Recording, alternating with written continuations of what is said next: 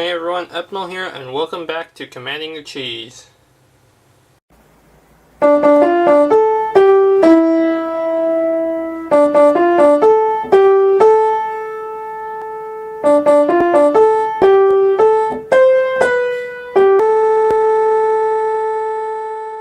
Okay, so starting off, this week we'll actually be re-looking at my Animar since I made some updates, and it'll tie into the next video, which will also be uploaded later on today.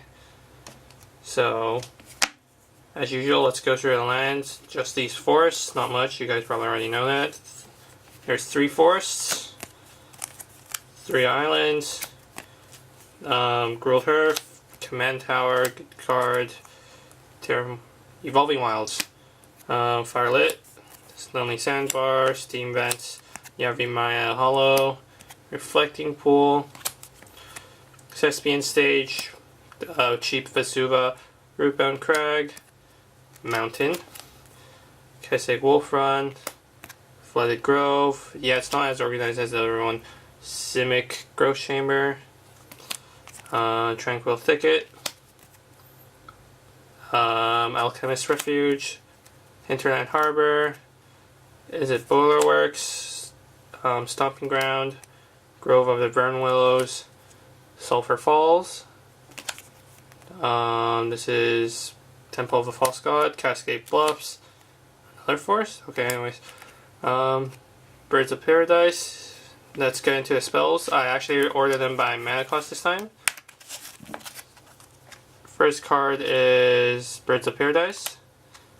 Sensei's Divining Top, Soul Ring, Streaking Drake, Spellskite, 2 mana costs, actually that was already in 2 mana costs, Hull Breach, Cooling Oracle, Willbender, Green Sun Zenith, Knife from the Loam, Lightning Greaves, Farseek, Scavenging Ooze, Familiar's Ruse, Cyclonic Rift, Sylvan Library, Cloud of Fairies, Sakura Tribe Elder, Wolf Blossoms, Regrowth, Bloom Tender, Utopia Tree. This will be replaced by the Theros version of it, which is a lot better in my opinion. Deceiver Exarch, Shardless Agent, Equilibrium, Mana War, Dark Steel Plate, Eternal Witness, Phyrexian's Altar, I think, Sword of Feast and Famine, Wood Elves, Chromatic Lantern, Cloudstone Curio, Kodama's Reach, Domri Road, Summerworld Sage, Lenny Lenja Ultimate, Fathom Mage, I think? Don't remember her exact name. Mystic Snake, Void Mage Husher, great card. Sky Shroud Claim, Erratic Portal, Bloodbraid Elf, Oracle Moldaya, Flame Tongue Kabu, Birthing Pod, Solemn Simulacrum, Clone, Phyrexian Metamorph, Slate of Ancestry, Kiki Genesis, okay, Kiki the Mirror Breaker, Seedborn Muse, Pact of Negation, Desertion, Desert All, Indric Stompiler, I believe, Acidic Slime, Magus of the Future, Vesuvian something, I don't remember the name, here's the name below. Strag Tusk, Draining Welk, Deadeye Navigator, awesome card, Duplicant, Soul of the Harvest, I believe, Brutalizer Exarch, Palinklon, Woodfall Premise, and of course Kozilek, my finisher.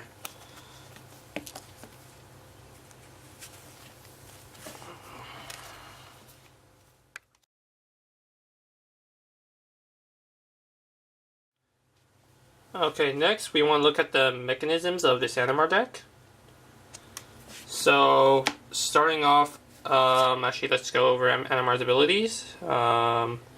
I'll just read them off, I don't think you guys can see them. Protection from white and from black. He costs 3 mana, green, red, blue. He's a 1/1 creature when he comes into play. Whenever you cast a creature spell, you may put a +1 counter on Animar elements. Actually, is it a may? I don't know. My card is actually an altered card that I made by myself. I'm not sure if I got the exact wording on it correctly. I apologize for that. It's altered to be foil.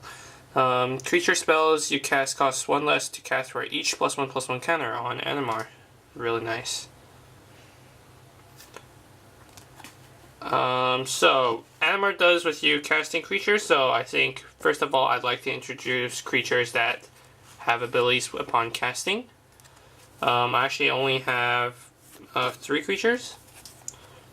Shardless Agent, 3 mana, 2/2. He cascades when he comes into play. Cascade is when you cast a spell, exile cards from the top of your library until you exile non-land card that costs less. You may pay it without paying its mana cost. So this actually works really well with Animar, especially if I hit another creature, because basically I pay 3 mana, I get a 2/2 creature and some other creature that costs 2 mana, and Animar gets 2 counters. Not bad. Bloodbraid Elf, same idea. 4 mana for a cascade. It's pretty awesome if I can hit Bloodbraid followed by Shardless, then followed by something else, but that's very unlikely, but still, that'd be really nice. And last is Kozilek. Kozilek, my finisher, as you guys know, Annihilator 4. Its cast ability is draw 4 cards, so that's really nice. Still need to get Ulamog in here, but yeah. Next up, I'd actually like to go through the enter the battlefield effects, which sort of go with the cast effects, but very slightly. Since cast, you have to be paying mana to cast it. Enter the battlefield, you can exile it for it to come back. First off, the biggest guy that I probably want, since he works so well with Animar, I believe once Animar has 3 counters, I can usually infinite mana Palinchron, so that's really nice. Streaking Drake. Oh wait, let me explain Palinchron first, actually. Palinchron, when he enters the battlefield, untap 4 lands. Wait, not 4 lands, 7 lands. And for 4 mana, you can return him to its owner's hand. So basically, Animar allows me to play him for 2, and then he untaps 7 lands. I use 4 more, so that's 6 mana to return him. And then I will have enough mana to keep on recasting him until Animar gets infinitely big. So Animar's happy. Palinchron's awesome. That aside, there's Shrieking Drake. When it comes into play, return a creature you control to its owner's hand. It sounds really bad, but it does amazing things. Like, let's say if you have Equilibrium, which I actually do have. Wait, excuse me for needing to find it in my deck. There we go. Equilibrium.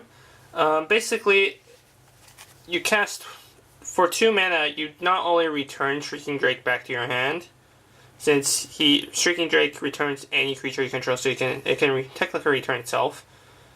But by paying the 1 with Equilibrium, you can actually return another creature to its owner's hand. So you can return your opponent's creatures, you can return one of your other creatures. So really love Shrieking Drake. Plus 1 mana grow Animar, return him. If you have another blue mana, keep on just growing Animar insanely. So that's really nice. Next is Coiling Oracle, a basic enter the battlefield effect. He reveals the top card of your library, and if it's a land card, put that into your hand. Sorry, Animar. Cloud of Fairies. This actually allows me to go infinite at times if I have a dual land, and I have Deadeye Navigator to keep bouncing Cloud of Fairies. Really nice. If I don't need Cloud of Fairies, I can actually cycle him, so that's also another bonus. Cycle is pay the mana, discard the card, draw a card. Wall of Blossoms, enters the battlefield, draw a card, just kind of an accelerator. Deceiver Exarch, this actually brings me to another card, Kiki Jiki, the combo that is most hated by a lot of people, especially if you play Modern, I think. Basically, comes into play, untaps Kiki Jiki, tap Kiki Jiki to make a copy, and taps, yeah, infinite.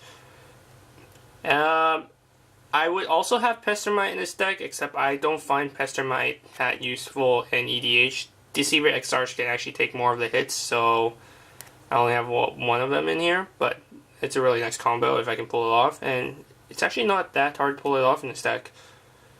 And yes, Kiki Jiki is there to also enable other enter the battlefield effects, just like Dead Navigator. Moving on, we have Manowar. Acts sort of like Shrieking Drake. Actually, it is like Shrieking Drake, except it's at 3 mana. Except if Animar is at 2 counters, it's technically a Shrieking Drake that at 2/2, so it's not bad. Eternal Witness. Can't say much about her. She just returns something from graveyard when she enters the battlefield. Wood Elves, really nice. Search for forest. It doesn't have to be basic, so I can actually search up my Shocklands. Mystic Snake counters a spell. Void Mage Husher. I can't believe why I didn't include this in my deck before. When it comes into play, counter target activate ability, and activate ability is like Kiki Jiki. You pay mana to activate it or do something to activate it. So you can counter one of those abilities. So that's useful. And then when you play a spell, you may return Void Mage Husher to your hand. So it's like, as long as you play a spell, you can keep on countering activated abilities. That's really nice. Up, down, up, down, up, down. Hand, battlefield, hand, battlefield. Really nice. Also has flash, so. Flame Tongue Kavu. Deals 4 damage to target creature. When it enters the battlefield, just a good generic red card. Burns a lot of stuff, actually. Solemn Simulacrum. Enters battlefield, search for land, dies, draws a card.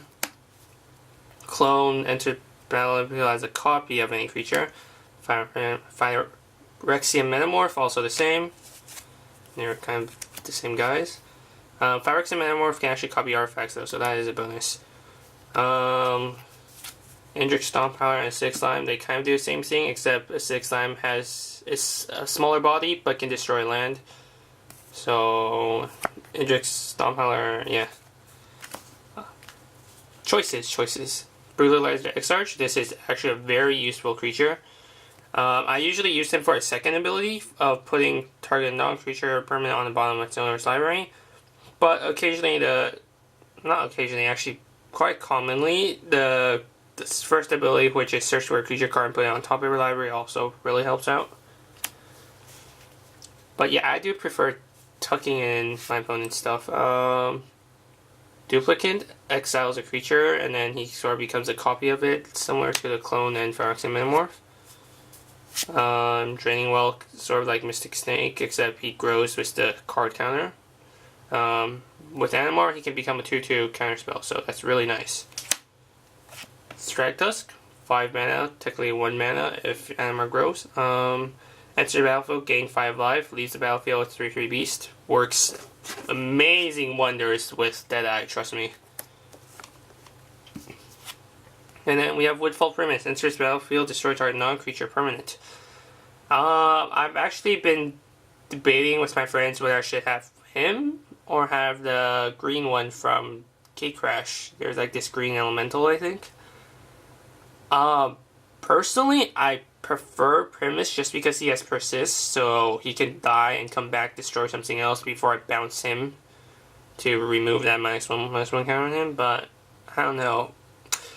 8 costs with 3 in the green seems different, hard, I don't know.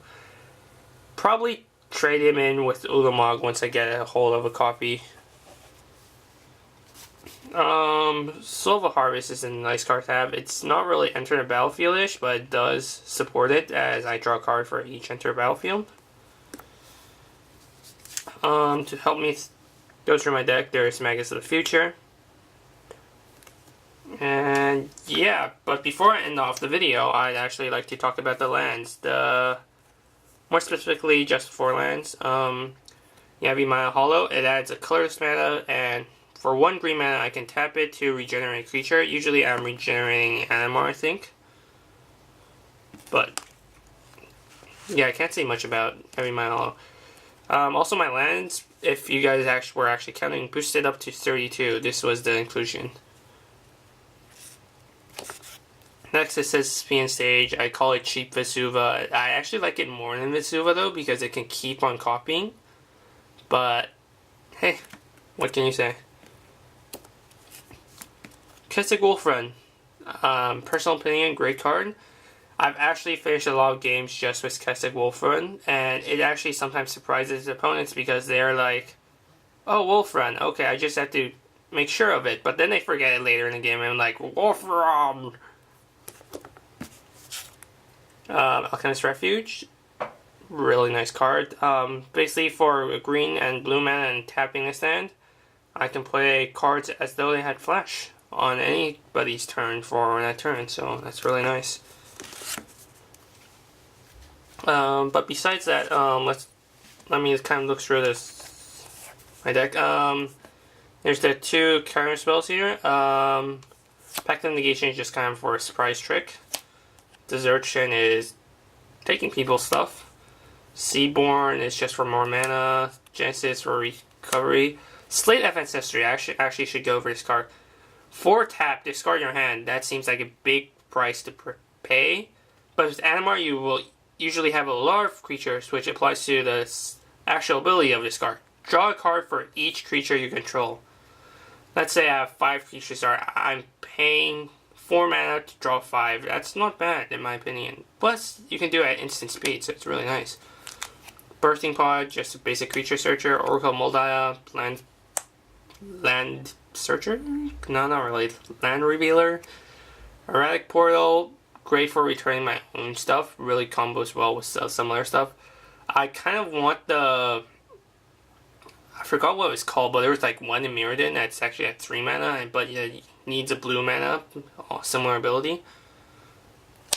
I probably prefer that one. Skyshine Claim, search for 2 forests, doesn't have to be basic, that's why it's awesome. This also supports enter battlefield effects, as every time something enters battlefield, as long as it can evolve her, I can draw a card, so it's really nice. Glenning Lundra, technically just 2 counter spells in one. Plus, she's 1 mana cast if Animar's big. Summer World Sage just to get stuff out. Dominant Rage just to draw my creatures, which this deck is filled with. Kodama's Reach. Cloudstone Cure is really nice. Whenever a non-land permanent comes into play under your control, you may return another permanent you control that shares a permanent type with it to its owner's hand. So, let's say I cast Kozilek. I can return another creature, and then I can cast that creature again, return Kozilek, just a basic bounce combo, as long as I have enough mana. Dramatic Lantern just kind of filters the lands. Sword of Feast and Famine, and untaps my lands, more mana.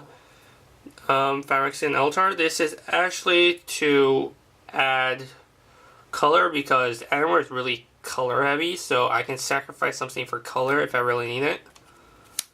Dark Steel Plate, just to protect Animar. Utopia Tree, and the one from Zeros is similar, except it's 0/3 and has hexproof, I believe. Add 1 color of any mana. Bloom Tender is amazing once you have Animar out. It's just tap for 3 mana, and it's only at 2 mana. Regrowth is to return something, not much. Sacred Tribal is just search. Civil Library, card advantage, kind of. Yeah. Cyclonic Rift, kind of my field wipe. That doesn't hurt me, so. Flamingos Ruse, an additional cost to cast this counterspell is return a creature to my hand, but that's not really a disadvantage for me, so awesome card. Scavenging Ooze, just a good card. Farseek, yeah, kind of just a good card. Lightning Greaves, Hasten Shroud, Life on Marone. Anybody that tries to destroy my lands, this is my answer to it. Green Sun Zenith. Surprisingly enough, I'm usually using this to find my mana engines, unless it's like late game, so yeah. Willbender. Oh, about that, Willbender, I should also mention, it also has Morph.